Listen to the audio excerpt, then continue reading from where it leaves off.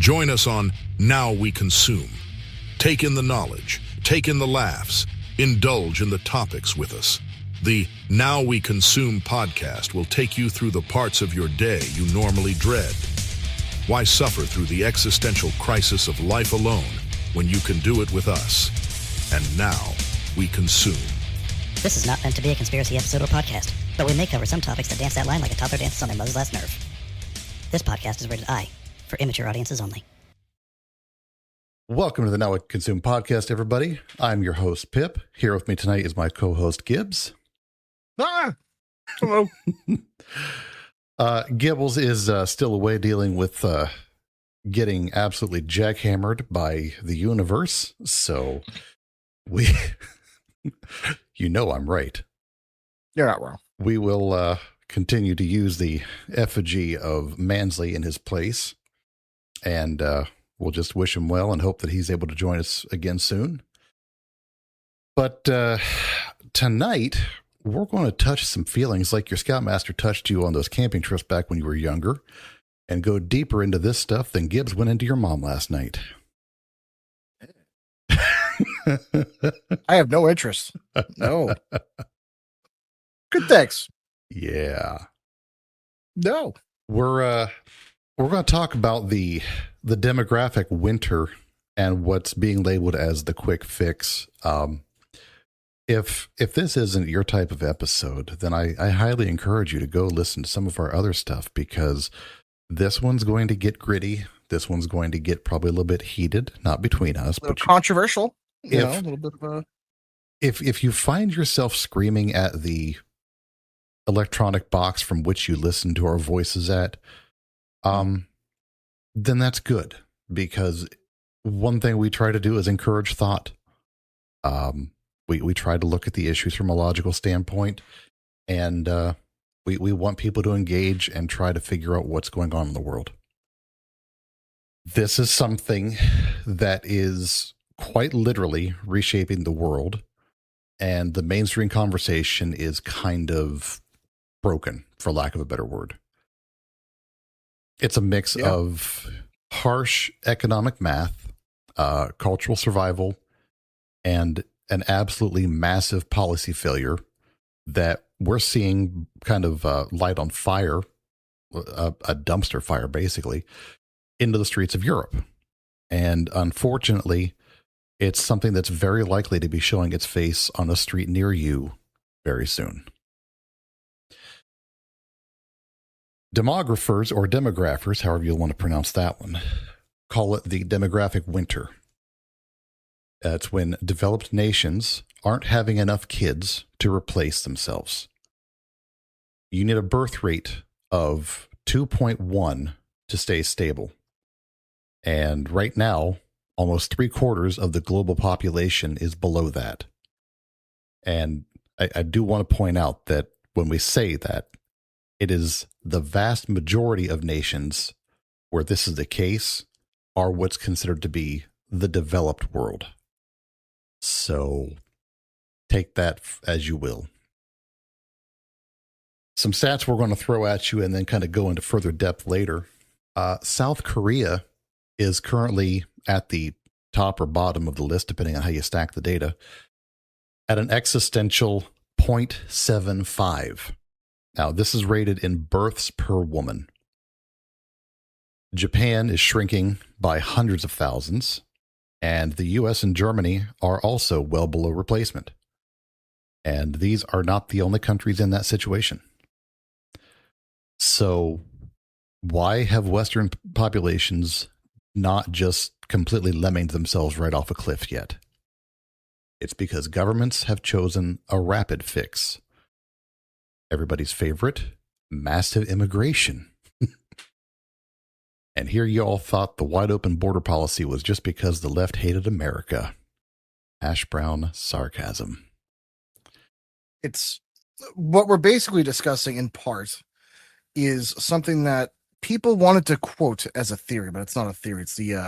It's in part of the Great Replacement theory. It's in part of the idea of, if you're not going to have people being birthed, why not just import the solution?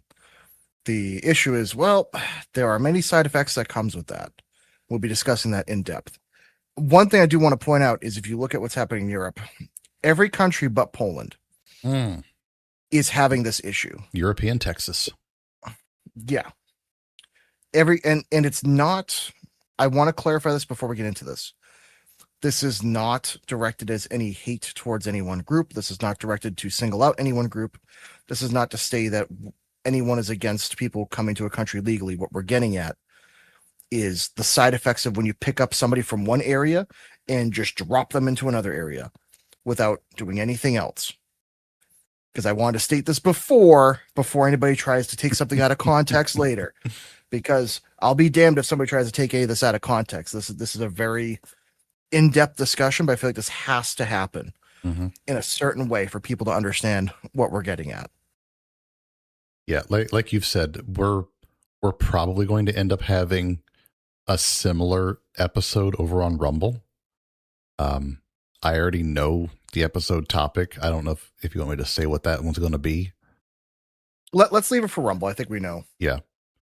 But that one's probably going to be the one where if we did it not on Rumble, it would get us absolutely hammered with some stuff.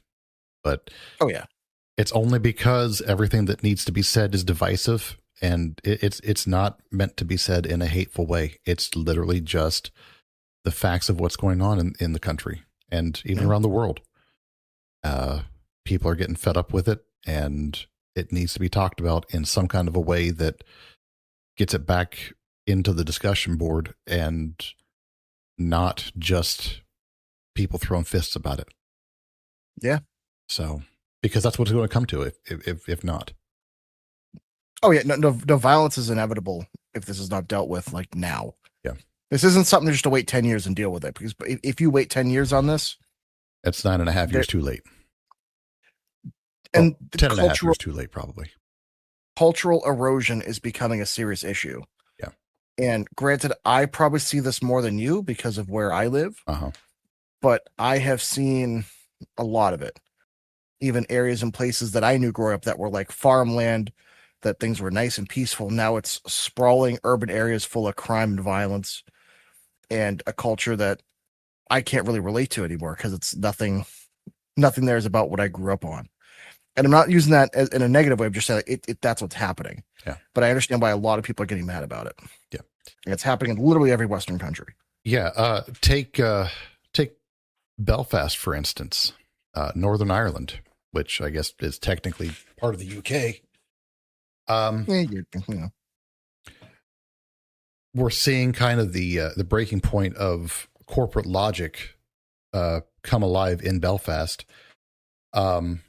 The city is enduring lockdowns, riots, and fighting in the streets.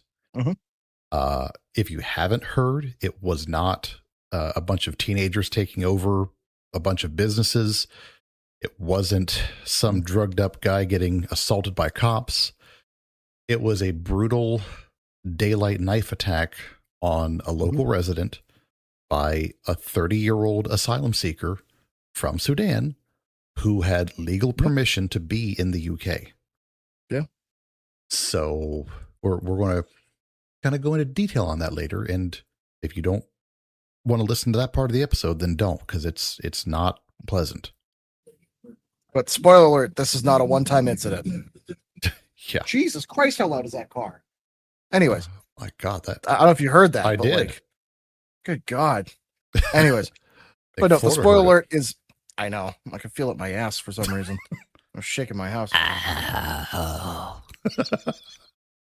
Sorry, I had to break that up. But no, this is not a one-time incident. And unfortunately, this has been something that Europe has been seeing really since like 2010, 2012, when they first started letting a bunch of the migrants in. And for a long time, there has been so much escalating violence. And it used to be only at night or only late at night, and then it started being late in the day. Now it's been a ton of stabbings and murders and violence, even in broad daylight. Yeah. And this is kind of where people are getting fed up with it. And unfortunately, it has led to backlash. But as with everything politically, as we've spoken about this several times, the pendulum always swings harder when it goes back. Yep. So footage of the attack hit social media fairly recently. And once that happened, decades of kind of simmering frustration basically just it lit the short fuse and it just went off. Oh, yeah. This attack was one of only a number of recent other incidents, all having been at the hands of so-called asylum seekers. Mhm. The local residents are finally getting fed up, and they're all starting to fight back as best they can. And I want to put this question out there. Can you guys imagine if the UK was an armed population like we are? Jesus. I mean, you have to look at the percentage of the amount that they let in that are asylum seekers over there. It would be a war zone. Yeah. Granted, they wouldn't be able to legally get firearms if they were looking at the same, I guess, restrictions that most U.S. states would have. Because I don't think if you come here as an asylum seeker, I don't know if you. Well, actually, you would know this more than I would. In your state, if you're not there as a legal resident, there as an asylum seeker, are you allowed to have a firearm? No, it follows the Constitution. You still have to be a legal resident. Yeah. So But then it doesn't prevent the illegal assertion of firearms. So, yeah, Jesus. So that would still just be a war zone over there. Mhm. Because you're talking about, I know more about England just because I keep up with English politics. We were talking about an island of like 40 to 60 million people that have let in almost 10% of their population to be not from there. Like London is 70% non-English born or non-English. So there's entire areas of the country where there really aren't that many actually English people there. And I know Ireland isn't quite as bad, but they're very similar. But Ireland's much smaller. Yeah.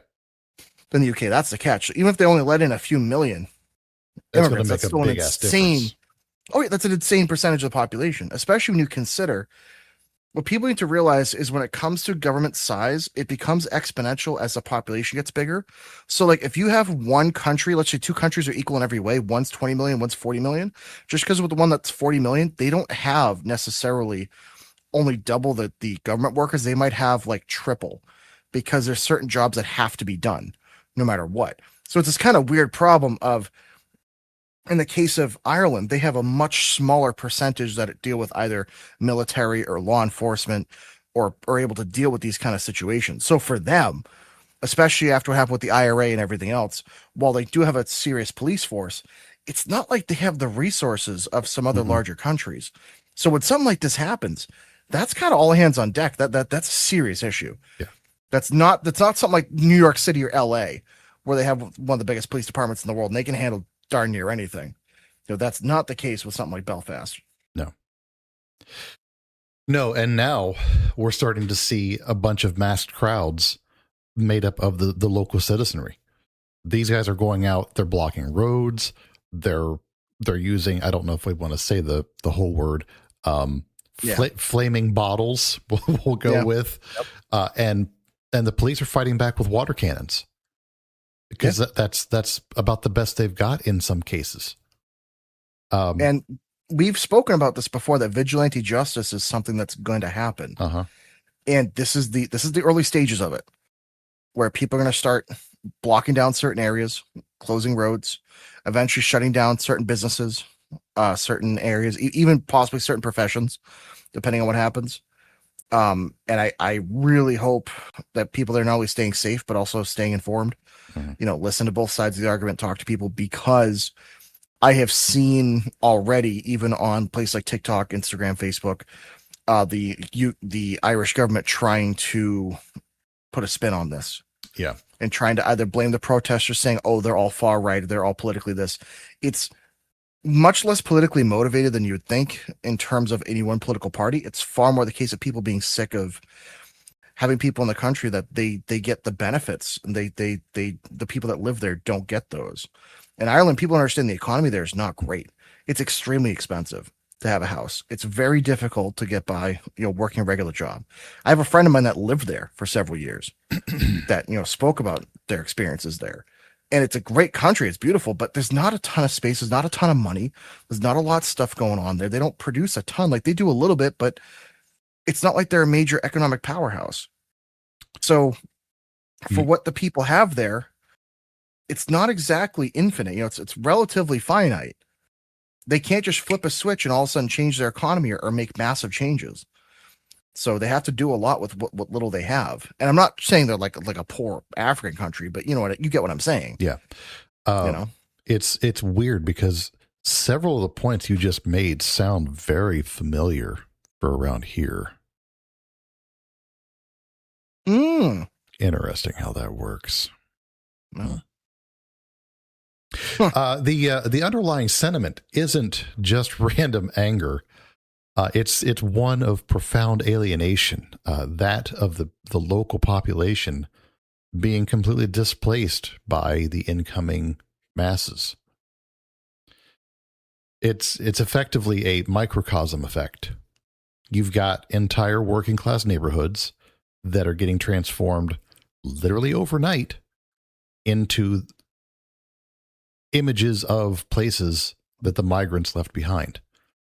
You'll have the language, the shops, and the entire social fabric of the neighborhoods.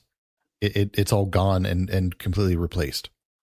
So I have an example from my area that I can bring up because I lived through it. Okay. So there used to be what's called Lithuanian Village, which was an area in my city that was full of a bunch of people from Lithuania. And makes sense. Not a ton happened, to be honest. There was a local cafe that sometimes it get a little violent, but generally it was kind of very insular. Well, what happened was back when Haiti first started having issues, what was it, like 2010, 12, 13, somewhere in there. Was that around when Haiti first, the hurricane? That's what I'm getting at. Yeah. Is when the first hurricane hit and they started taking a lot of refugees, a lot of immigrants, migrants. The city that I live in is actually the Haitian capital of the country. There's almost as many Haitians here as there are in Haiti. There's a ton of them in this city. And they all moved into what was the Lithuanian Village and basically pushed a lot of them out. And so now that area of the city speaks mostly Haitian, very few English speakers. Because usually when the Lithuanians were there, at least they would speak English, and there were some cafes you can go to, some local shops. It was mostly their ethnic food, but at least you could walk around, you can hang out. Now, if you're not part of that culture, you have no idea what's going on. Nobody speaks the language. Nobody cares. And the whole place is just completely different.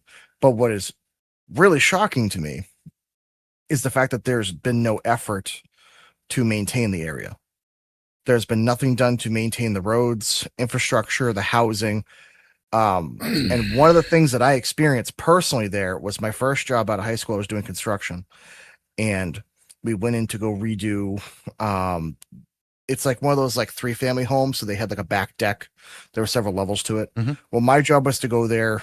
And I was working with the foreman there, and we had to assess if the back deck could hold a structure on top of it to add solar panels to it. Cause that was back during just the start of Obama's second term, where he was pushing the solar panel options. Right. And my state had a big initiative for it. And we went into the house, and they had live chickens and a pig in the apartment. That tracks. Yeah. And didn't think anything of it. And then when I went to the other one, they too had it. And then I started looking around thinking, wait a minute, what am I even looking at? And I noticed that a lot of those apartments, same kind of deal. Everything's a mess, animals everywhere. Mm-hmm. Nothing is well kept. And when I'd spoken to someone there, kind of broken English, they're like, well, we don't have to pay for this. And it's like, well, what do you mean? It's like, well, they're economic migrants here. That's part of the state funding that they have, is they get paid to stay there. It's basically like a Section 8 kind of housing. Mm-hmm. And that's when I kind of clicked with me. That was like, wow, there were people that were living there that, granted, they had their own, almost like their own Chinatown kind of, they had their own Lithuanian Village kind of thing. Right. But they at least took care of the place because they had invested money into it. They had, risked something to get it. Whereas now with this other group of people, unfortunately, it was the case of they didn't invest money into it. Yeah. They don't have any skin in the game.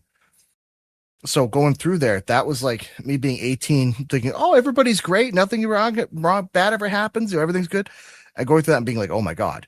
Yeah. What, how?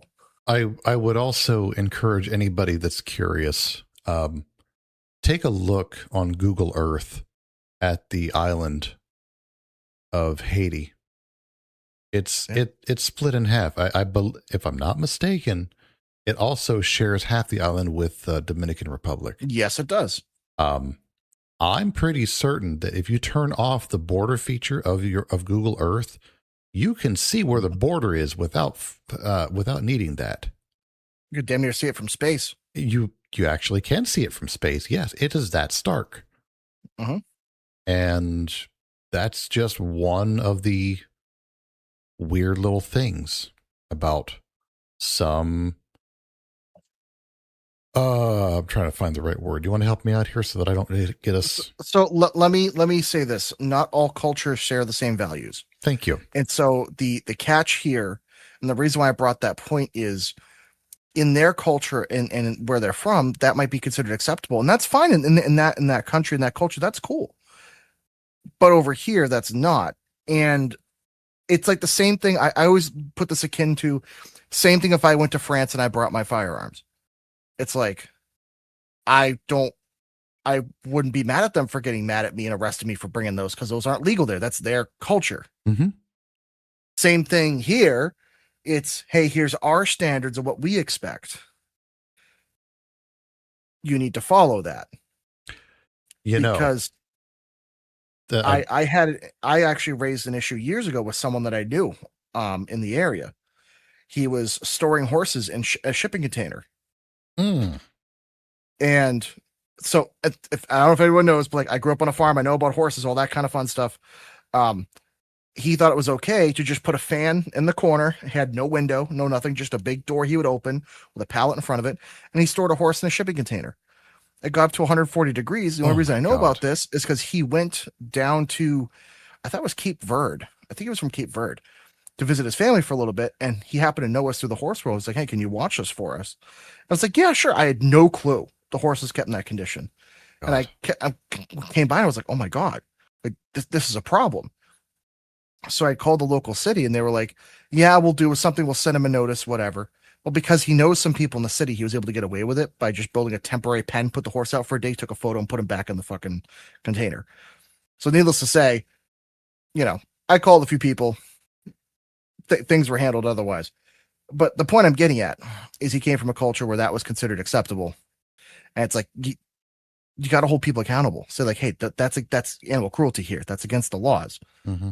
But for some reason, if it's in a certain country, a certain way, the rules only apply to certain people. Yeah. So you brought up the firearm thing, and this is not the episode for this, so I'm not going to go on this tangent. But yeah. All I'm saying is there was recently made a ruling that some religious personnel were allowed to keep religious icons on their bodies no matter what. And I'm saying if the right people make the right religion, then those followers of like Saint John Browning or something could theoretically have access to the same types of equipment, if you get what I'm saying. You want to know why I'm smiling, Squidward?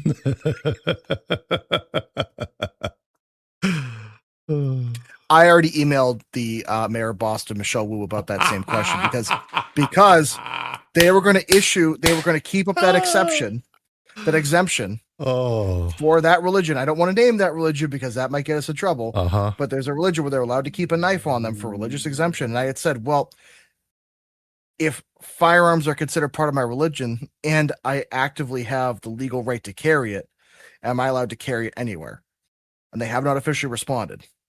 But I've also sent an email to Gun Owner Action League saying, hey, is there a way for us to... You need to also get one to GOA, Gun Owners of America. And, I can... And have them begin establishing the religion of, Because I don't care if I have to pay a due, like annual dues or a tithe or something like that. Yep. I'll pay them $100 a year just to be able to say, yep, that's my... If every gun owner tithe like $10, they would suddenly be like the biggest, Anyways, we're getting off topic. But the part of the topic that does make sense though is if we're taking in people to where they're allowed to have religious exemptions to subvert our laws or our established culture, or really what are supposed to be the social norms and expectations that we have with one another, then do we really have a society or a culture or a shared culture or shared values if they're just allowed to say, yeah, I like your laws, but no thanks, and just do their own thing? Yeah, like child And- marriage. Yeah. hmm Which, by the way, I even think it's stupid that even some like more American-centric religions can still get away with somehow marrying kids. There's even a senator that married off his daughter at like 15 or 16. hmm It's like, shame on you too, buddy. Like, not for nothing, but Yeah. let's be intellectually consistent here. Don't be weird. hmm Don't be weird. But I agree the laws should be equally applied. Yes. Anyways, back on track. We're not even through the first segment yet. So yeah, governments have started to distribute people somewhat evenly, somewhat disevenly, unevenly. They're just kind of dumping them into specific working class areas where populations are kind of needed.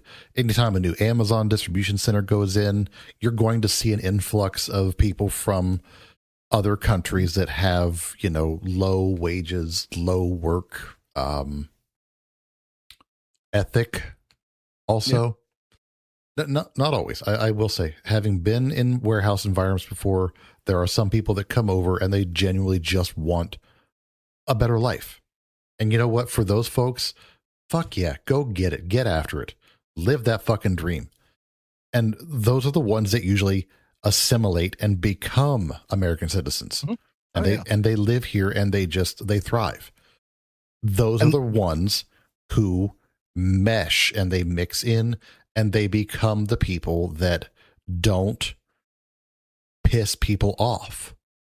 They're the people that we want. Yes. That's the people, ideally, the people that want to be here and want to make the effort. Because at the end of the day, it's a privilege, not a right, to be in any country. Unless you're born in that country, no country owes you that right. I can't just walk into France and be like, yeah, I live here now and you all owe me shit. It's like, no, that's not how any of that works. And yet for some reason, America is the only one where we have that expectation. Figure that one out. Right. But also anybody that's willing to work like 100%, like, if you're willing to do things the right way, like, come on aboard. The key phrase there would be assimilate. Yes. Even though we are not the Borg. So locals. I don't know. With the way AI is going, I don't know. Well, we've got some more episodes on that coming up. Locals have been paying skyrocketing taxes, and those taxes are going into a system that they built, only to have the government turn around, not protect them from outside violence, and dish out those dollar dues to the people who did not pay into that system. So violence has grown to a point where the citizens are just done putting up with it, and they leave that area. And then it grows, like we said, into an area that resembles the places that the incoming population once fled. So if you want to take this section right here, go ahead. Awesome. So hold on. You skipped down. Okay, there we go. For a second, I was like, what the fuck are you talking about? There we go. When a horrific crime is committed by someone granted entry and housing under asylum, public trust is obliterated. Not only obliterated, but generally those people that commit those horrific crimes aren't even charged with a crime. You can't punish the people who you just brought in. That's a no-no. Well, no, that's the part that sucks. Like, you're paying for them to be here, and then you're paying for them to get schooling or get housing, and then when they commit a crime, it's whatever. Look at what's happening in England. Anyways, you cannot tell people to just accept lower safety and radical cultural shifts for the sake of the gross domestic product. The problem is, and I agree, you're ignoring the root cause here. They're not addressing why. Really, the issue is from the locals not having kids. That's kind of the point of this discussion, is what the low birth rate is causing. But if you've been paying attention, or if you've listened to the show for any length of time, so we've had a couple of topics where I've kind of discussed this loosely, then you already probably understand that between the unaffordable real estate, crazy high inflation, and astronomical childcare costs, which I still water my eyes at people spending $2,000 a month on childcare, if not more. Of course, they're going to just import people. Mm-hmm. It makes the most sense. I mean, especially for companies. That's one of the things I hate to say it, but with all the lobbying we get, in the government, for most of these companies, it's why would they want to pay an American a full wage, benefits, everything else, when they could shift the advantage for, instead of the workers having the advantage, it's just get someone else, I'll do it cheaper. Unfortunately, everybody's complaining about the job market. Well, that's because it's a worker surplus, not a job surplus. Yeah. So you can always be replaced. Why? Oh yeah, because they imported 20 or 30 million people that are willing to do it for nothing. Yeah. So, you get what you vote for, kids. Yep. And when they look at people, or when they look at numbers, they're always looking at the working population. They're not looking at the 20 years from now working population. We can have 1 million babies in 9 months. That doesn't do anything right away. We have to give those babies 18 years to become adults and then 5 more years to get educated. Mm-hmm. So, and that's assuming ideal conditions. Right. That's always the catch. So you're always 20 years behind on the data, if not 25 years with where it's going on. So people aren't looking far enough ahead. Yeah. So that's why they're importing all these people, because they're already working age adults. They can immediately fill the slots that need filled, and they are bodies on the production lines. So, but then the problem is they're filling the slot, but are they fulfilling the full job?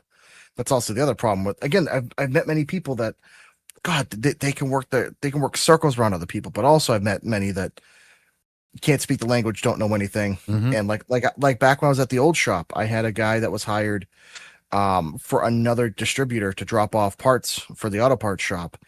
And the dude dropped me off parts for another shop that was 15 miles away. And I could not speak English to him to have him understand, like, this is the wrong part. He said, no, part. It's like, not my part. Yes, part.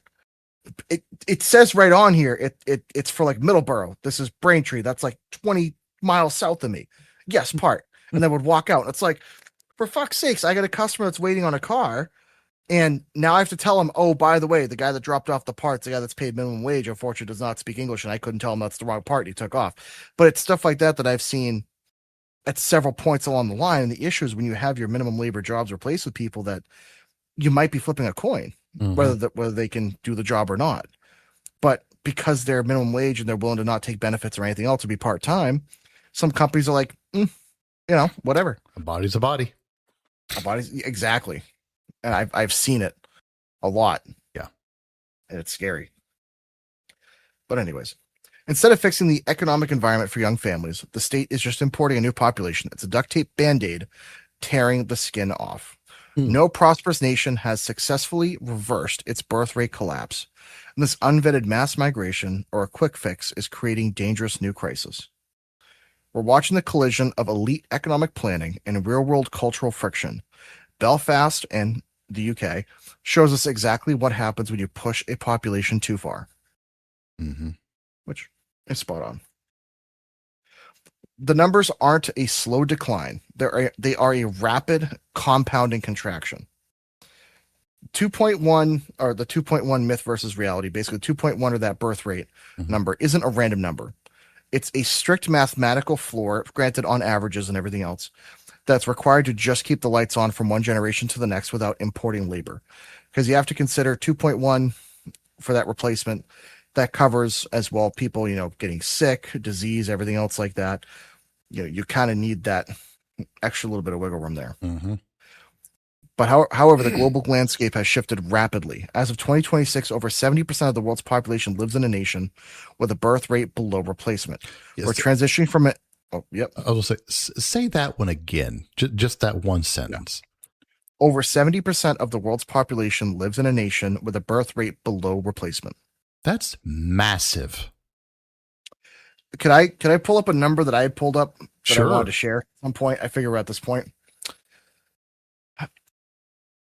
So we have two countries that are responsible for almost 25% of all the births in the world. Oh, let me see if I can guess, because I don't have this data.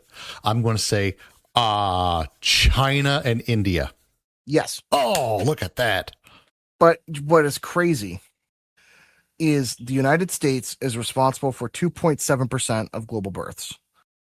But India is responsible for almost 18%. Wow. China is responsible for 6%. So they're actually low considering what they should be. But India alone is 18% of the global total birth. Well, that's last year. That's what happens when you do stuff with your sister. In that case, then Alabama will be on the list too. But it's not just that. It's the issue of, if you're looking at the numbers purely, the issue you're going to see is it's not just a numbers problem, people problem. It's going to be a cultural problem down the road, where most Western countries, that culture is going to shrink or even be absolutely devastated if you keep up the migration rates the way they are. Eventually, there won't be any Germans in Germany. Yeah. Like there won't be many Englishmen in the UK. I mean, the UK alone already has, I forget the number I saw, it was like 28 or 30% that are Indian, either Indian born or Indian descent. So it's one of those things where I'm not saying that every culture has to be preserved 100%, but it's at the same point of, it's going to be a really boring world 100 years from now when there's literally just 3 cultures or 4 cultures.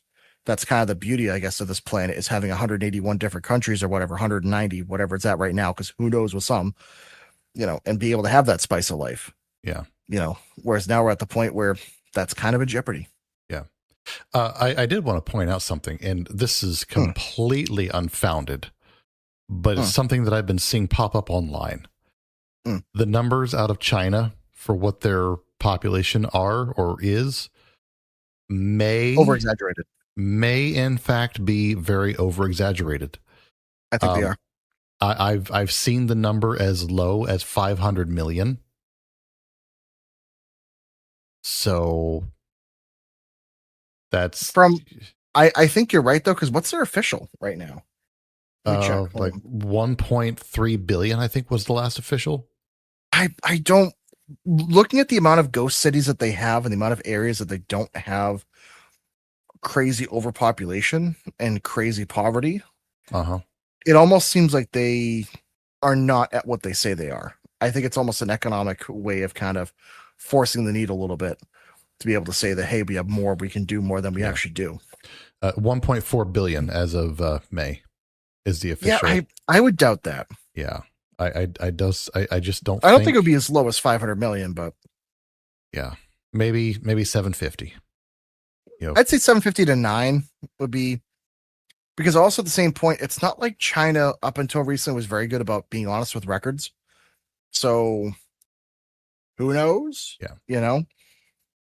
Because who knows how many people they say work in their government versus how many people how many people are doubles or copies or whatever. That's kind of part of their game. But India is the big, I guess, concern, especially between the amount of pollution that comes out of that country, the amount of economic damage that comes out of that country, and just the birth rate and the fact that their government does nothing. Yeah. It's going to be an issue. Yep. And the amount of scam calls that comes out of that country as well. I know. Ooh. I think I had like a little power fluctuation there. Yeah. There we go. Anyways, I can continue reading. All right. Let's see. But South Korea right now is actually the worst one. Yeah. It's at 0.75. So it should be at 2.1. So now, does that mean that 20% of women are just never having a kid? Sorry, 25% are just never having a kid? Basically. Yeah. So that's an insane statistic. And the sad part is, if you look at the like women like 35 and under, I think in America, like between like 21 and 35, it's closer like 40 or 50% don't have kids. So it's like, if you think it's bad now, that's looking at data from like a much larger age range. I think we're heading it's going to get even worse. Yeah. At the rate we're going. But yeah, South Korea is an absolute free fall. In a generation, their workforce will be about half of what it is right now. Which, the entire workforce being in half, like, Jesus Christ. The problem is, as everybody knows with an economy, you have to have a pyramid basically with the most amount of, kids, and then working age, and older adults, and retirees. It has to go up to a peak. The problem is we're becoming like a cylinder. I was going to say it's becoming like a hedron, Yeah. So. Yeah, it's going to be a problem, especially with social programs down the road. I looked ahead on your notes and I have an answer for that. Okay. Good. Because I know we already fixed social programs before in a previous episode, so refer to that one. Anyways, Yeah, Europe and North America are hovering between one. No. Oh, sorry, no. You're right No. here. You're right here. So keep. Oh yeah. Oh, I missed that. Sorry. Yep. Schools are. Yep. Their workforces will be roughly in half. Schools are closing down. The military is facing a massive recruitment crisis because the bodies literally do not exist. And that's why they're working on the robots. Yeah. God, that's gonna be weird. If in like 100 years from now, because of really low birth rates, you just have robots that are basically the majority of the workforce, majority of the law enforcement, and people just are there. Well, suddenly it all makes sense, okay? The robots can replace the workers because the workers don't exist. Rather than import them, you just build them. Yeah. Don't have to feed them. Or Don't pay give them. rights. No. They don't have rights, no, because they don't have the AI Bill of Rights yet, which we've talked about. The problem is that just leads to war. Well, that's the Terminator War. Yeah, I think we're like 3 years away from the. No, 5. Is it 2028 or 2033 that we have the Terminator War? I don't remember. I don't remember. I have to look it up. Yeah. I haven't seen those movies in forever.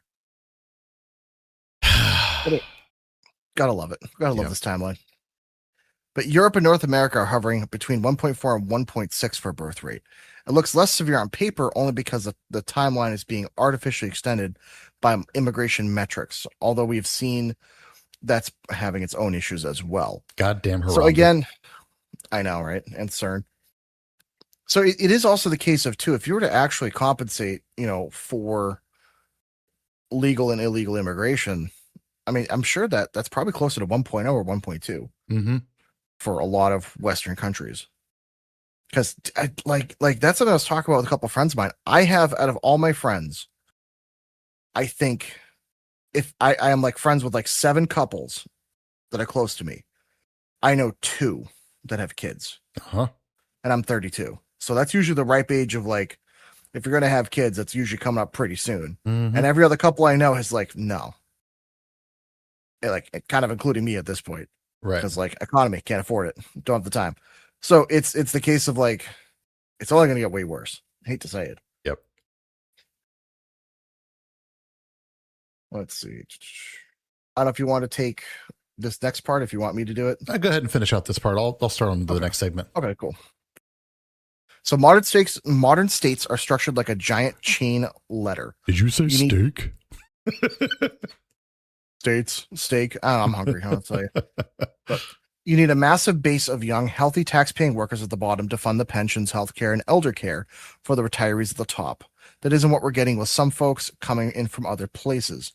When the bottom of the pyramid shrinks, the system breaks. Governments are terrified of structural entitlement collapse, which is why they are threatening human populations as completely liquid, swappable assets. Treating. Which,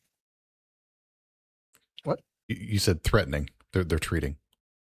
Oh, treating. But Sorry. I mean, they're also threatening. I mean, It's not inaccurate. just Tomato not and watermelon, whatever.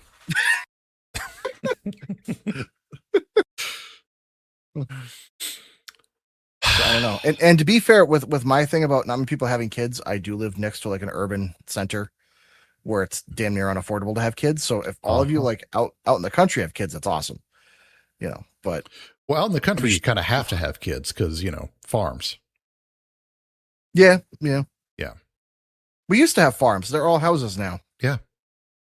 There's a farm on my way to work that got bulldozed and a data center's going in. It hurts my soul. Plant bamboo. Make them pay for it. Not a bad idea.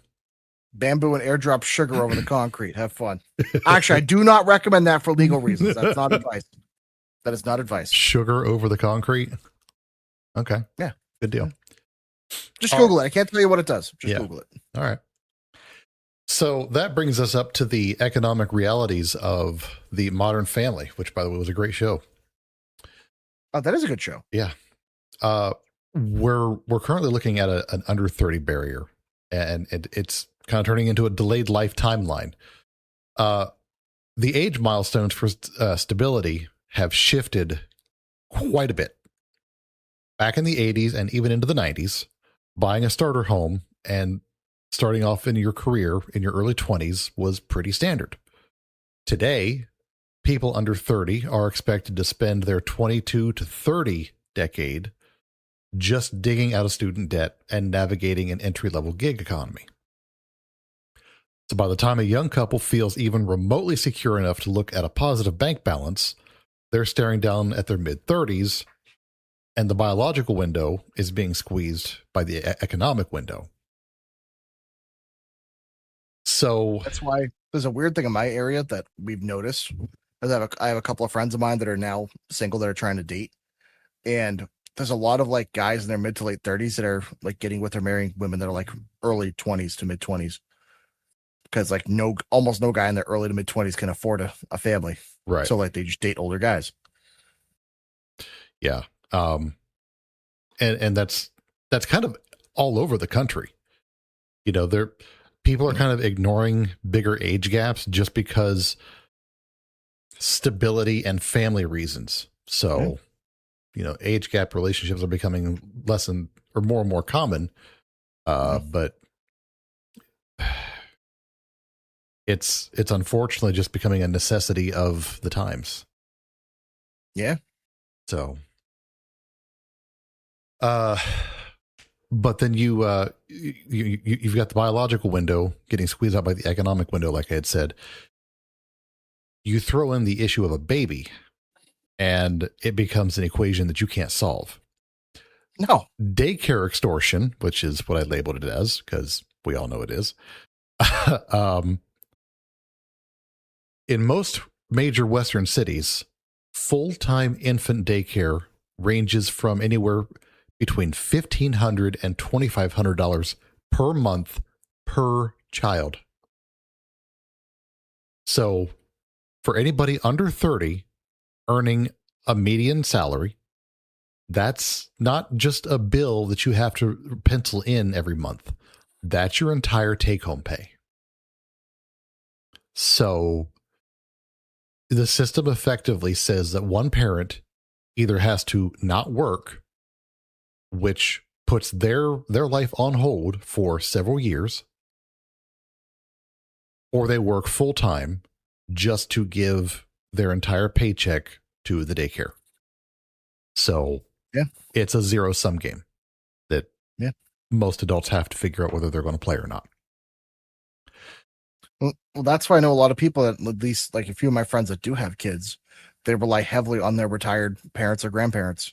Yes. For daycare. And now it's becoming almost like a generational home thing. They're going back to, well, they have to buy a house close to their family because who's going to watch the kids? They can't drive 45 minutes to have grandma watch the kid while they're at work. So now it kind of locks people into certain areas or certain things that they can't move. They do not have mobility. Yep.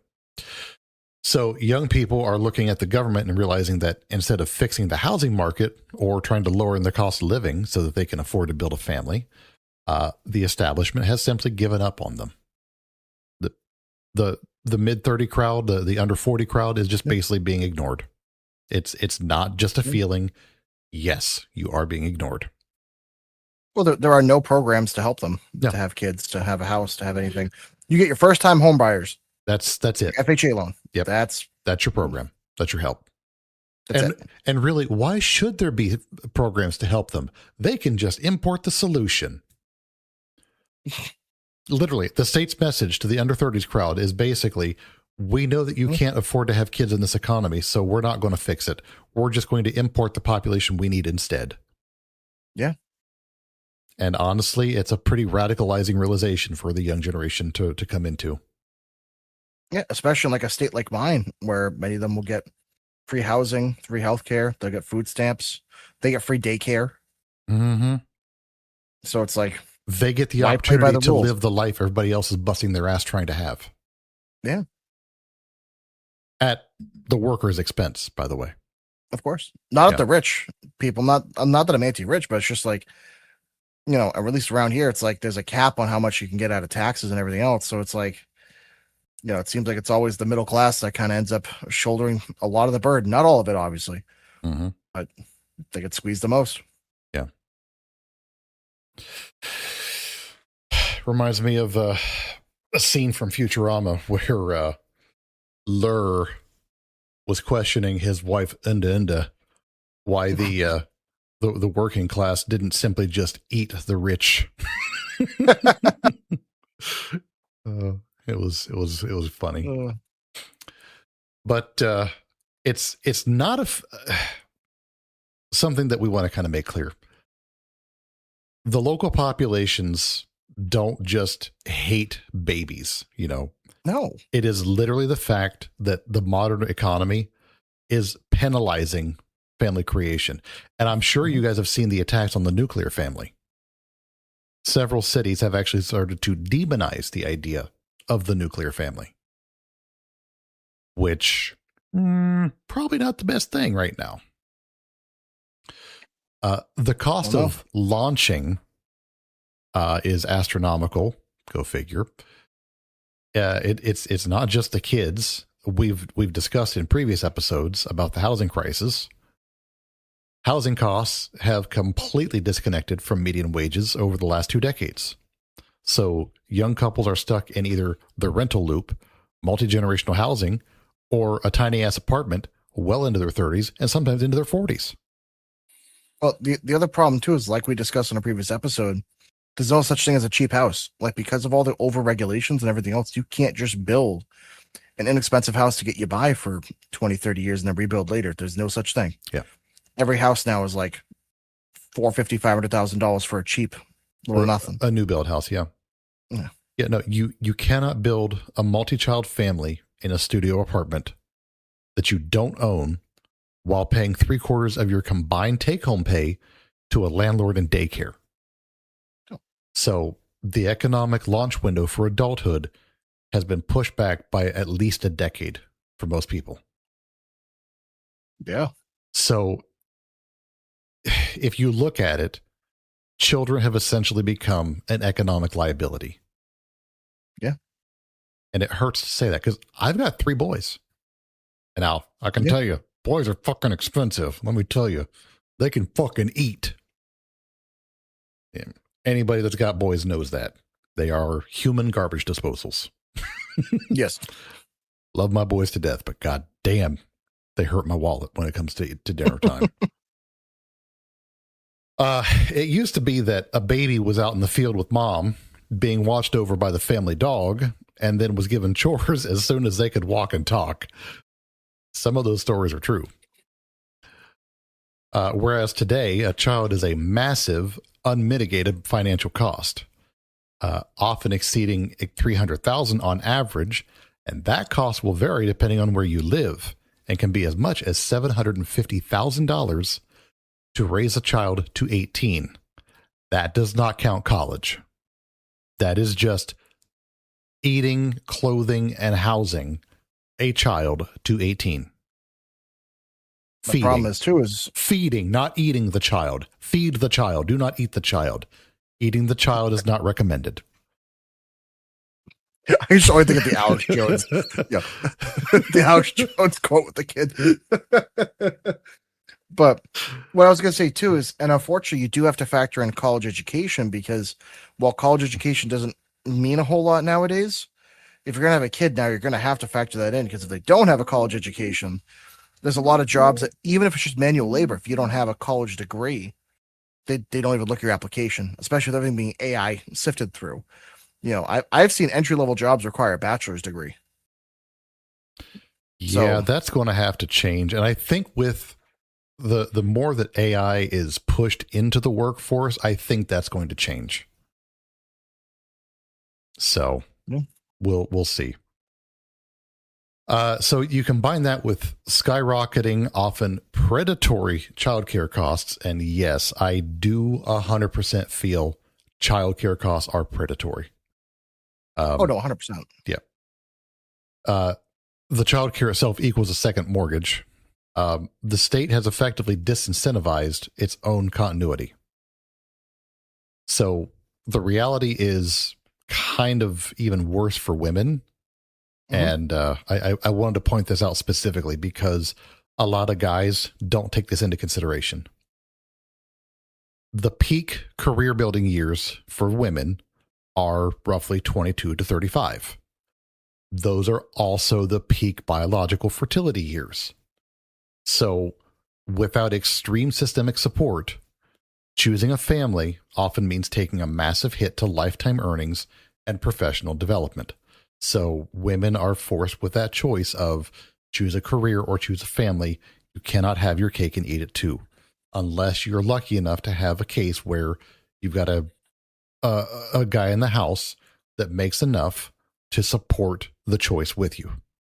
That's not always the case. The American work system does not seem to value family planning in a way that's beneficial to the future of the country either. We have no real paid maternity leave at most places. They'll allow FMLA so you don't lose your job, but it's not paid. You have to take vacation and sick time to cover it. Paternity leave of any kind is virtually non-existent.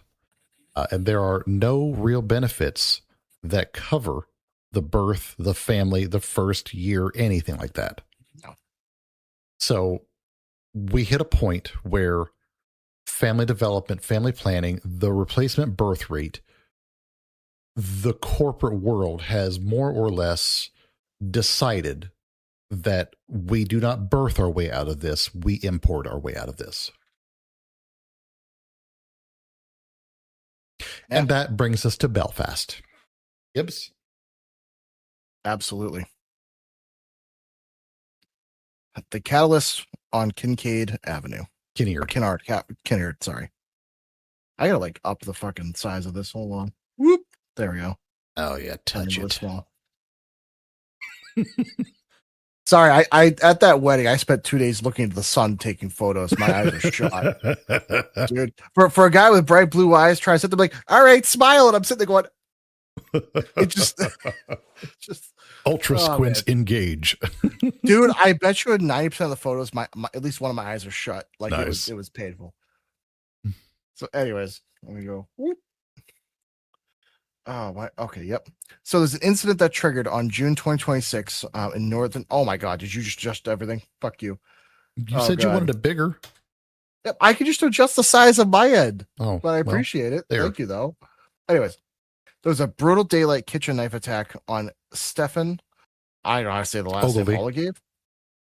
Say that again. Ogilvy. That is a way to spell it. Oh, Ireland, don't ever change. A disabled local man in northern Belfast. The attack resulted in catastrophic injuries, including the victim being blinded in one eye. The suspect, 30-year-old Hadi Alotted, is a Sudanese asylum seeker who was granted 5-year leave to remain in the UK. He entered the country via a highly contentious route, traveling from Paris to Dublin, then crossing the open border into Belfast. Jesus. Yeah, that's kind of a backhanded way to get in there. Mm-hmm. There were mass groups dressed in black, blocking roads, setting public transit buses on fire, clashing violently with the PSNI. I don't even know what that stands. Local police forces. Oh. And forcing police to deploy water cannons. This isn't just a localized protest, it's a structural rupture. The violence has spread across Northern Ireland and jumped the water into Scotland, Glasgow, and Edinburgh, and in parts of England. Over 24 people have been left homeless as rioters go neighborhood to neighborhood, targeting migrant housing. Mm-hmm. What does it look like if this level of violence starts to break out in the U.S.?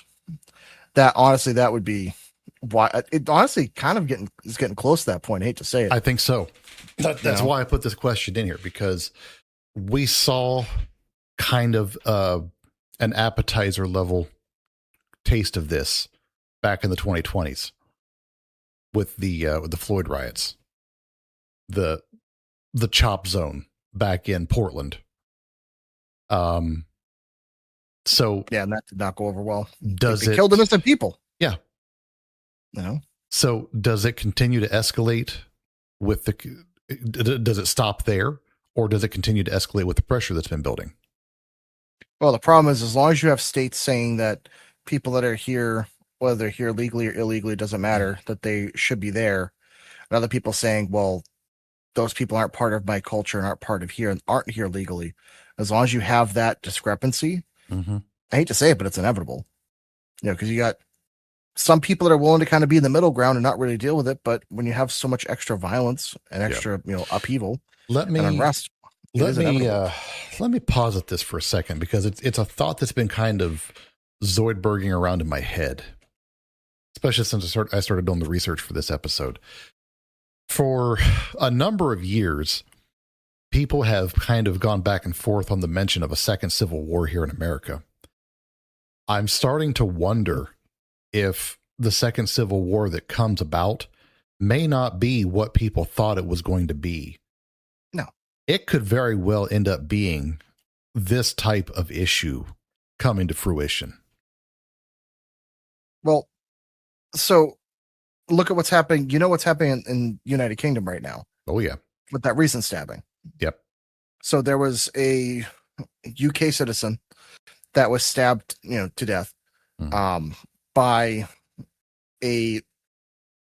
I will say a possibly legal, possibly illegal migrant with a knife, and he was arrested and bled to death because the officers thought that he was the criminal, and they did not arrest the man with the knife because he had a religious exemption to have said weapon, even though in that country it's illegal to have said weapon. So he bled to death while he said, "I was stabbed." The officers didn't do anything. He died. And then the other guy was not really charged with anything. So there were massive riots in England for several days. Here's the thing. If something like that happened in America, but depending on the state, it would go far more than just riots, I feel. Because I think a lot of people have seen, you can look at on any news channel, it's just day in, day out. It's happening all the time. And the scary part is, overall as a country, our violence is down numerically. Mm-hmm. But it's specific types of violence that are way up. Because overall, the average person isn't nearly as violent as we used to be 40, 50 years ago on average. Right. It's the cultural problem that we're starting to see, because that used to be the case. Yeah. 40, 50 years ago. So just keep in mind that there are going to be some areas, I think I would not be surprised if they start enforcing some stricter laws about immigration. Look what's happened with ICE in America, for example. Mm-hmm. The division that causes. Whether, I don't care, political opinions, left, right, whatever. The point I'm getting is enforcing the law, however you want to think about it, has caused a complete divide between two parties, no matter which way you look at it. Yeah. So if you think this is bad now, just enforcing the law, wait till you deal with the cultural impact of entire groups of people taking over different cities, and then those effects down the road. Because that's what's happening in Europe. Yeah. The folks that sit there and talk a lot of stuff about the immigration issue and situation, I have a hard time maintaining logical conversations with them. Especially when they use certain arguments like, "Oh, no one's illegal, the border shouldn't exist," and all this other stuff. And it's like, okay, do you have a door on the front of your house? Do you lock that at night? If you feel this way about the border, take your door off its hinges. Because go ahead. I had this argument with somebody. And my thought was, what's stopping 1,000 Texans from moving into a part of southern France and making it the new Alamo and having a bunch of firearms, blasting American music all the time, blasting, the Star Spangled Banner? I was like, would that be allowed? They said, well, no, because firearms are legal. I said, exactly. So you are saying that regardless of what people come with, they have to assimilate to the culture. They said, well, yeah. I said, well, why is the U.S. the only country that doesn't have to? Why is it that with almost any other country, I say almost because there are a couple of countries that are smaller that you don't really technically have to, but why is it with every other civilized culture or civilized society, left, right, center, east, west, whatever, you have to abide by their laws, yet for some reason, this is the only country where that's considered the expectation that no, nobody can be here illegally, everybody can be. Well, wait, then why do we respect the laws of other countries? Mm-hmm. Why don't we all just say, yeah, you know what? None of us are happy in America. Let's all move to Portugal and just take it over. No one's legal, right? What can they do? What can they do? Stop us? 100,000 armed Americans just walking into Portugal. We own the place now. We're bigger than the military and all the police. Congrats. We're taking it. It's ours. And But that's the problem. Yeah. Is it's the weird issue of the laws only matter when it doesn't apply to the US. When it does apply to the US, all of a sudden the laws are irrelevant. Because for some reason, and I do not know why, Americans are the only country that's not allowed to be nationalistic. We are not allowed to have pride in American values or American traditions, ideas, but yet it's okay in every other country. So take it for what you want. We can't go too far to that topic because the good old censorship gods will smite us down like Thor's hammer. So, keep that in mind. But on a serious note, it's like, why are we the only ones that can't say anything? Yeah. But yet, if you're a Frenchman, you could say whatever you want. If you're a German, you gotta avoid a couple of decades there in the middle of the century. But besides that, you can say whatever you want. Yeah. Couple songs you're not allowed to play, and a few books you're not allowed to read. But other than that, yeah. Stay away from trains. Yeah, little too good with those. So it's the case of that's one of the reasons I think people are getting really aggravated. So consider that.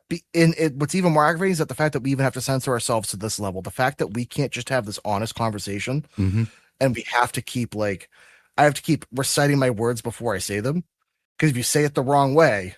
Well, we go. Everybody's like, yeah. But that's the problem. Is if I were like any other race or group or from any other culture, I could say whatever the fuck I wanted because it wouldn't matter. Right. So just keep in mind that's why some people are frustrated. That's kind of some background there. Yep. Do you want to finish this one out, or do you want me to take over? Yeah, I lost track of where we were here. Where you at? Right here. Oh, okay. I can do that. That's fine. Okay. Sorry. There's intense political fallout over the UK-Ireland open border recently. Unionist leaders like Gavin Robinson from the DUP are aggressively targeting the porous border and the common travel area, calling an unvetted backdoor into UK's social system. Sound familiar like the US?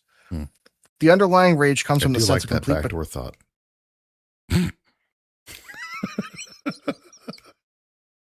We're not addressing that. We're not addressing that on the podcast. I just saw you glitch. Nope. We're not going. Nope. Anyways, the underlying rage comes from a sense of complete betrayal. The local population is expected to follow strict laws, pay high taxes, and navigate an overstrained infrastructure while the state fails at its most fundamental duty, securing the borders and protecting its citizens from violent actors imported under the banner of humanitarian aid. One of the things you point out there that I forgot to mention when you talk about overstrained infrastructure, the reason why they're so mad in England and Ireland, they have free healthcare that they can't have access to because everyone else is fucking using it. Yep. So at least in America, even though while we do have, people that are immigrants here do get free healthcare basically, at least we still get to get serviced and get stuff done. Over there, it's been a catastrophe for the NHS. So just keep that in mind. Yeah, it's not fun for the people that live there to have access to the free options they pay for and can't use them because services are being backlogged by all the people that don't pay for it. Yeah. It's great. So, the immigration patch is kind of an illusion. It's the elite consensus is that it's a victimless, purely mathematical economic solution. But what happens when high volumes of people from the global south, as it were, are rapidly concentrated into historic, working class urban neighborhoods? Well, you excuse me, I can't human. I'm dying. There you go. Sorry, that's been happening all weekend. My God. One has only to look at Dearborn, Michigan, and you will see exactly what happens. Languages change, social norms warp, and local businesses are completely displaced. It creates an intense, justified sense of alienation. People feel like foreigners in their own hometowns. A nation is not just an economy or a piece of real estate. It's a shared history, shared culture, and a shared set of values. When governments treat immigration as a simple plug-and-play solution for a declining birth rate, they treat culture as basically irrelevant. Culture is, in fact, relevant. Look at America as a whole.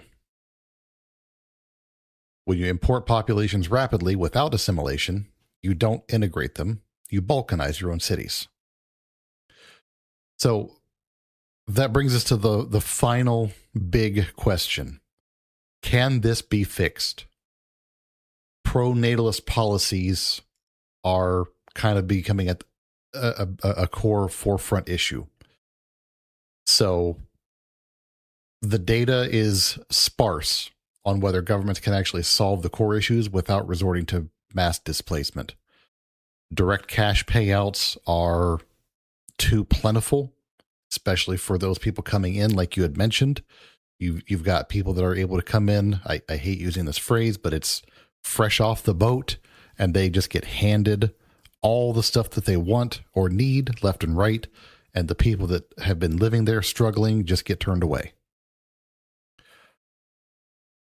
Policies in Eastern Europe, such as Hungary, Poland's 500 Plus program, and South Korea, they've thrown billions at direct cash bonuses, tax exemptions for large families, and subsidized housing.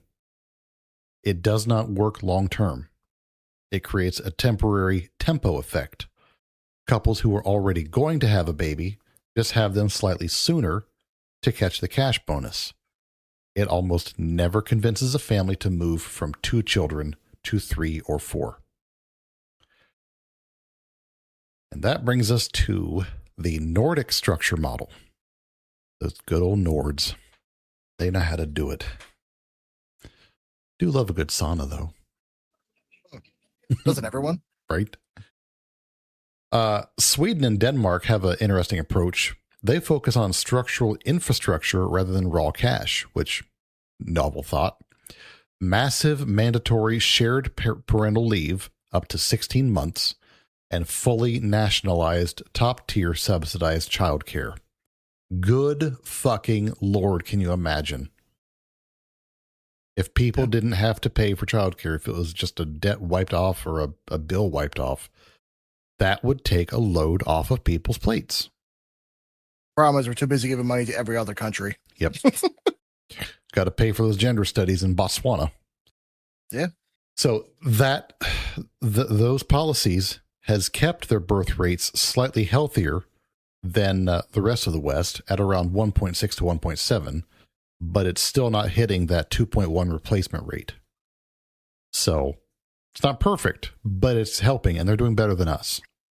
No, but it seems like if you took a little bit from everything, between what Hungary's doing, between what Denmark and Sweden are doing, plus a few different things, you could come up with a solution. Yeah. And it does seem a little bit like the Leering centers have less to do with what's going on there. God, gotta love those Leering centers. I guess it's one of those things where you have to create an economy where, number one, you're not printing the money into obscurity and into where inflation is astronomical. So you would have to limit the amount of money that the government can print every year, number one. Number two, definitely have to give tax incentives and tax write-offs for people that have kids. And then also have infrastructure that can support not only healthcare, but also, quite frankly, our quality of education kind of sucks in this country. I know people say it's great, but when you look at it, actually, it is not great. From what the thing is, we put the most amount of money, but it's because most of our standards are absolute crap. Yep. And quite frankly, I hate to say it, there's a lot of parents that also aren't doing their job at home too. Mm-hmm. They're not, they're just putting the kids in front of an iPad rather than actually, engaging with them. But that's a whole nother thing. So it's the issue. It's a multifaceted problem. So there's no real one easy solution. My thought would be to make a country to where, to those parents that do a good job of raising their kids and putting the effort forward, they get the most rewards or have the best chance of success. But the problem is when you have, again, this is the way I look at it. It's always the problem when you have more workers than you have jobs, you will never have a successful economy. Yeah. The only way that everybody prospers is when you have more jobs and people, and everybody's looking to start a business. Everybody's looking to grow. You want an economy where it's trying to expand, not as quickly as possible, because like overexpansion can be an issue, but at a rate that is larger than the birth rate in a way. And that's what we had from the late 40s up until like the late 60s, I would say, probably 60s, 70s. You could even argue 80s. I would say all the way through the 90s. We didn't start seeing like big decline. There was that crash in the 80s, but the big declines didn't start till right around 9/11. Because the catch is nobody right now can argue I need childcare for my job, because they'll just fire you and hire somebody else. Yeah. But if there were more jobs available, they'd say, you know what, we'll cover your childcare if we can get you to work here. And that's what a lot of people used to do. I know my mom, when she had me where she worked, they covered her childcare just because they wanted her to work there. There used to be places that had childcare on site. That's a rarity now. Yeah. I don't know anybody that has that. Yeah. No one.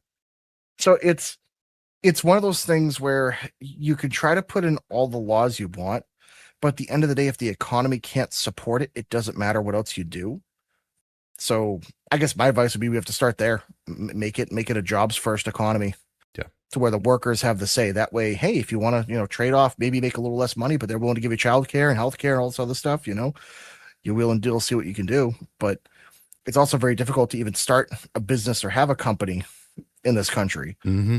So that's the other problem. Like I'm seeing, at least in my area, everything's shrinking. Yeah. A lot of companies are going out of business. A lot of places are selling. So the job market is ridiculously bad. So it's like, how do you raise kids in an area where your job could be gone tomorrow? Yep. There's no stability. And that's the one thing with a family you need, stability and certainty. So. Yeah. Unless you're growing your own food, you got to know that you can afford it for the next couple of months or years, really. So, but yeah, prosperity. That's gonna be the next trend. Yeah. I think the next trend is going to be, I'm going to call this one, is going to be people that are buying large plots of land and getting together with people. And literally it will be some of the people on the land go to work, and then some people that are on the land stay and grow and take care of like a farm. Yeah. And that way, just everything is all self-centered. They'll get families, like 20 to 50 families together. That way they have their own education, their own everything else, their own resources, vehicles, all that, building. They have everybody on site. They'll have a plumber, electrician, construction worker, mechanic, everything. I hate to say it, but I think that's going to happen. Yep. Tons of micro communities popping up everywhere. Yeah. Prosperity itself is starting to become the contraceptive to the modern world. Yeah. You got to stop subsidizing corporate growth. They have to stop importing whole populations and stop ignoring what the economic disincentives are doing to the native working class people. Belfast is not an anomaly. No, it's a window look, or a window peep into what's going to happen if these kinds of issues aren't reined in. And the one thing I will say to the older people in the crowd, like that are currently in like the 60s, 70s, that are still even in politics, is be careful how this goes, because someday when you're older, you're going to want someone to take care of you. And if you don't have enough of a birth rate, there'll be no one to take care of you, or there'll be no one available. Or it's, hey, there's only so many spots, and Elon Musk is a billionaire, so he gets a spot. He's a trillionaire now. Well, not really in liquid assets though, but I guess valued with his stocks. Yeah. But that's going to go down at some point. But yeah, he is a trillionaire. So also keep this in mind. When you get to retirement age, your options are going to be family, possibly immigrants at a social facility that you may not have any control over going to, or robots. Yeah. Or you get the magical fourth digital option, which may just be the better way at that point. But that's scary because then they're just gonna work you until you can't work and say, "Well, into the hard drive you go." Put me in the hard drive. I'll go. Nah, I think I would rather have a shorter retirement and just kind of choose my day. You know. Well, with the Sarcopod, you can do that. We covered that in the episode. I can't say on stream what I would, because I don't want us to get like demonetized or banned, but Oh, you know. But no, it's the that I guess that's the part that scares me too. As the economy keeps going this way, it's no one will ever be able to afford to retire, regardless of the amount of money that you put aside. Because even if you put aside tens of thousands of dollars or hundreds of thousands of dollars, even $1 million, it'll never cover retirement home. Like retirement homes, like when I was doing commercial kitchens, some of them were $7,000 to $10,000 a month. oh my God. And it's like, at least in my area, for like a decent one. So imagine spending $7,000 a month. How many people between Social Security and a 401k are going to be making $7,000 a month? Very few, unless you had a pension, unless you worked for like a union. Yeah. And even then, who knows if those unions are going to be around because of that declining birth rate? There might not be enough people in the union to pay out your pension because there's no legal obligation for them to pay that out. They're allowed to say, "Hey, we're insolvent. We can't pay it out." Mm-hmm. So, yeah, I put what I feel like your thought was probably going to be in the episode related weirdness section of our Discord, which if you're not in our Discord, you should definitely be in our Discord. You can enjoy that. But, yeah. Yep, basically.